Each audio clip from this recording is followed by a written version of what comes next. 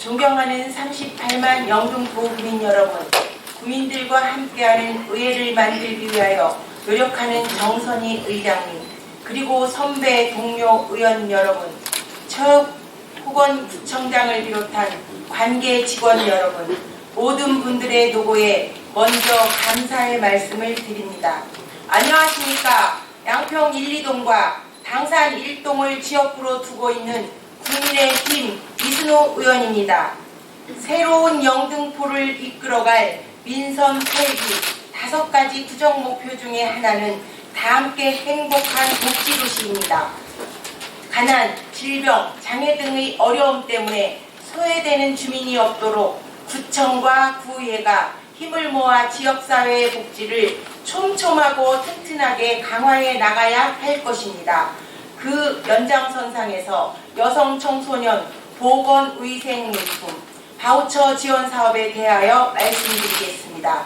현재 기초생활보장수급자나 한부모 가족, 차상위 계층 등 어려운 환경에 놓인 여성 청소년들에게 보건위생물품을 바우처로 지원하고 있습니다. 해당 사업은 생계가 어려운 청소년들이 생리대를 구할 돈이 없어서 헌옷이나 소음 등으로 대체하는 현실을 개선하기 위해 도입된 제도입니다.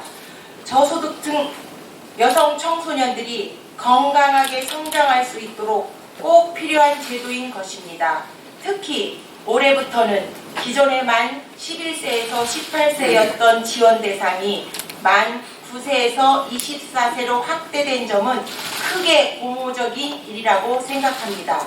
그런데 지난해 우리 구에서 이뤄진 해당 사업 현황 자료를 살펴봤더니 신청률은 87.8%로 서울시 평균인 84.7%보다는 높지만 전국 평균인 90.1%에는 미치지 못하고 있었습니다.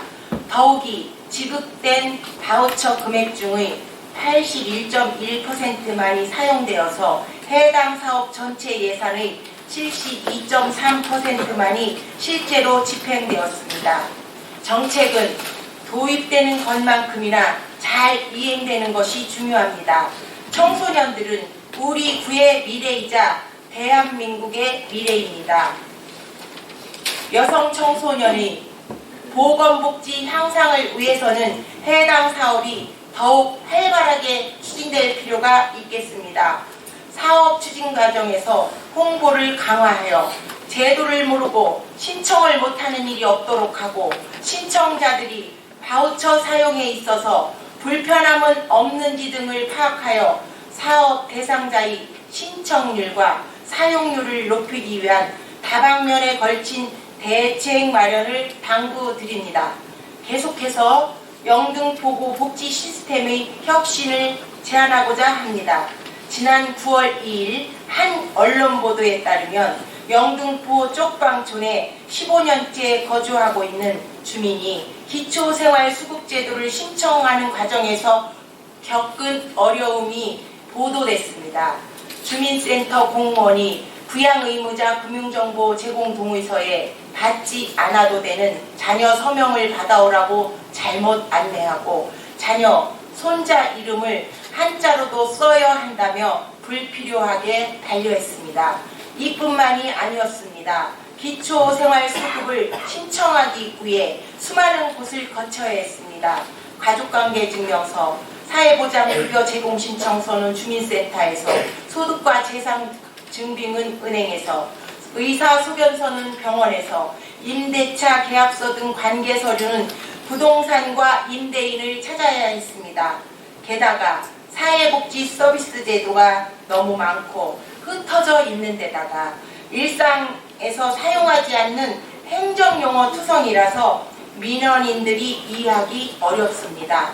물론 복지를 제공하기 전에 부정수급이 이루어지지 않도록 꼼꼼한 확인이 필요한 것도 사실이지만 가장 대표적인 복지 서비스마저도 이렇게 신청 과정이 복잡해서 우리 주변의 어려운 이웃에게 복지 수급이 문턱이 높게 느껴진다면 복지 사각지대는 점차 넓어질 수밖에 없습니다. 최소한 영등포 구민만이라도 원스톱으로 간편하게 복지 서비스를 신청할 수 있도록 개선하는 것이 구청장께서 약속한 복지도시로 한 발 더 다가가는 길이라고 본 의원은 생각합니다. 이상으로 5분 발언을 마치겠습니다. 지금까지 경청해 주셔서 감사합니다.